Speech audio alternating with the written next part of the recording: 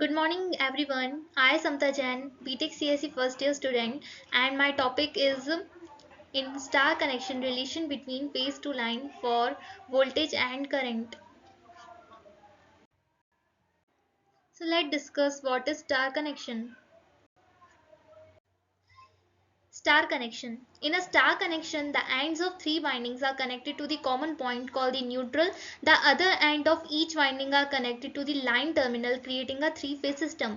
Basically जो हमारा star connection होता है उसमें थ्री वाइंडिंग्स होती हैं और उनका जो एक एंड होता है सभी वाइंडिंग्स का उसको हम कॉमन पॉइंट बोलते हैं और उसी को हम न्यूट्रल पॉइंट भी बोलते हैं और इसके न्यूट्रल पॉइंट के थ्रू जो वायर पास आउट होती है उसको हम न्यूट्रल वायर कहते हैं और जो अदर एंड है उनके थ्रू जो वायर पास आउट होती है उसको हम लाइन वायर बोलते हैं और इसी की वजह से हमारा थ्री फेज सिस्टम क्रिएट होता है और जो भी वायर है उनको हम नाम दे देते हैं RYV।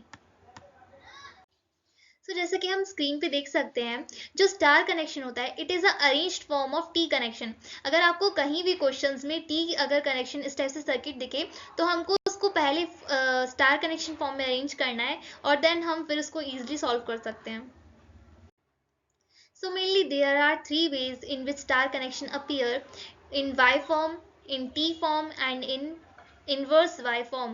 तो हमें जब भी सर्किट डायग्राम में जब भी हमें ये थ्री केस दिखें सो दैट मीन्स ये स्टार कनेक्शन है और हमें स्टार कनेक्शन के फॉर्मूले से ईजिली हमें इन्हें सॉल्व कर लेना है। So without moving further, let's discuss about some terms. So phase voltage, the voltage measured across each winding in a star connection is called phase voltage or VPH। जो basically phase voltage है जो हमारी each winding है उनके across जो भी voltage होगा उसको हम phase voltage बोलेंगे। और line voltage, the voltage measured between any two line terminals is called the line voltage, it is denoted by VLN। Basically जो हमारा लाइन वोल्टेज होता है वो होता है voltage measure between any two line, या तो हम किसी भी लाइन को ऐसा हम एज्यूम करते हैं जैसा कि आर और वाई वायर है उसके बीच में जो भी वोल्टेज है उसको हम लाइन वोल्टेज बोलेंगे, या फिर आर वायर और न्यूट्रल वायर के बीच में जो भी हम वोल्टेज फाइंड आउट करेंगे उसको भी हम लाइन वोल्टेज बोलेंगे। So now phase current. The current flowing through each winding is called phase current। जो भी करंट हमारी वाइंडिंग के थ्रू से पास आउट होता है उसी को हम phase current बोलते हैं और इसको हम IPH से डिनोट करते हैं।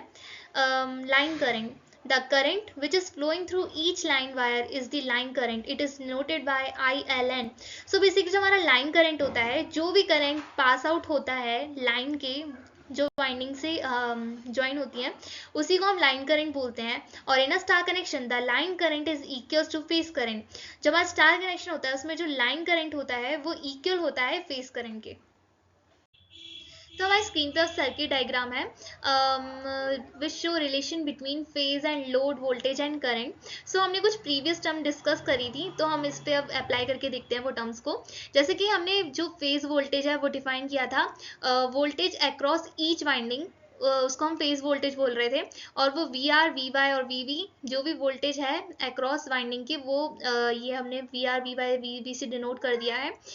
वो जो फेस करंट था the current which flow through each winding उसको हमने फेस करंट बोला था और हम स्क्रीन पे भी देख सकते हैं IR IY और IV से हमने उसे डिनोट कर दिया है। नेक्स्ट टर्म इज जो हमारी थी वो थी line voltage. So the voltage across each two line is called line voltage. जैसे कि हम एग्जांपल ले लेते हैं जो आर वायर है और जो वाई वायर है उसके बीच में जो भी वोल्टेज है उसको हम VRY से डिनोट कर रहे हैं और इसी को हम लाइन वोल्टेज बोल रहे हैं।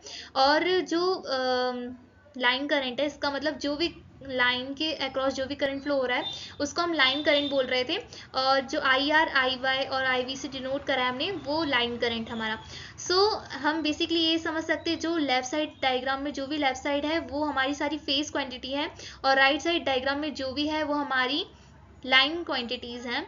और जैसा कि हम देख सकते हैं for three phase balance system जो IR IY और IV है मतलब जो हमारा लाइन करंट है वो हमारा वोल्ट फेज करंट के इक्वल है और जो हमारा वोल्टेज है अक्रॉस ईच वाइंडिंग वो एक दूसरे के इक्वल है और उसको हम बल्क में VPH से डिनोट कर रहे हैं that means phase voltage.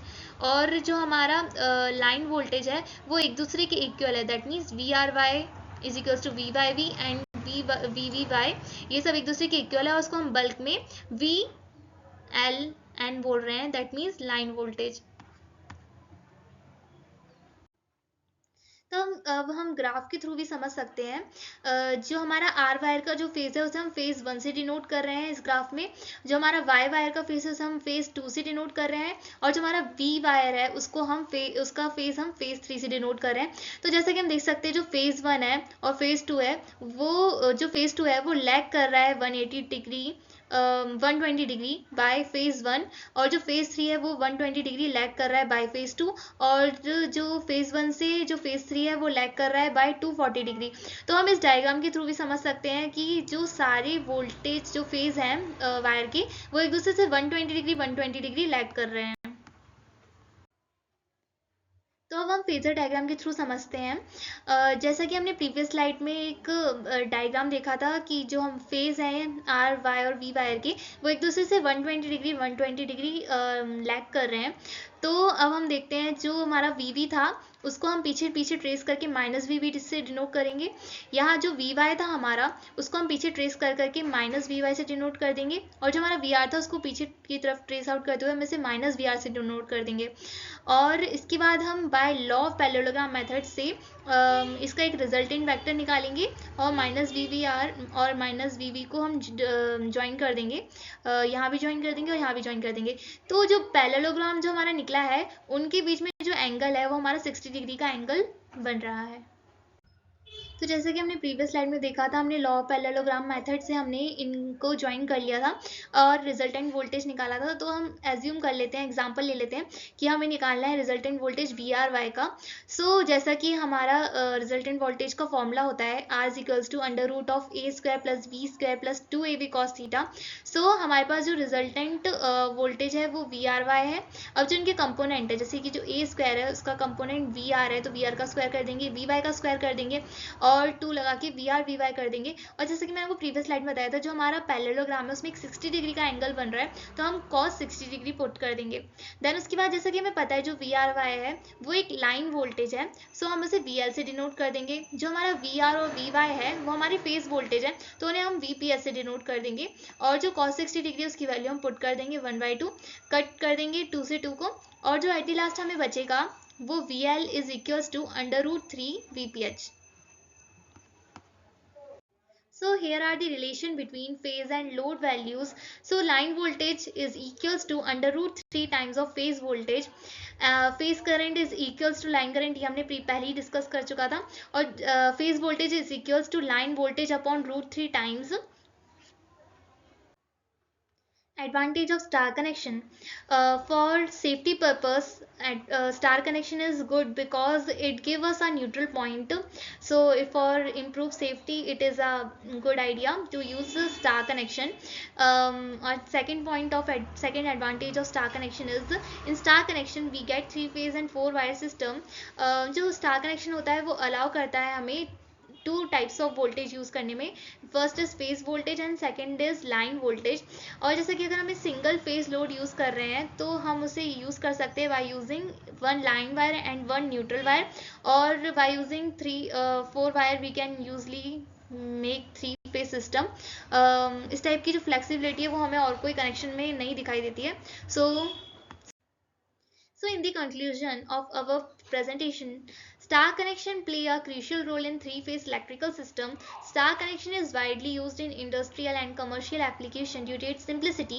Star connection provides a safe and efficient way to transmit power over a long distance. So there are some key points of star connection: efficient power distribution, flexibility and scalability, and safety and reliability. Hope you all are understand. Thank you everyone for listening me.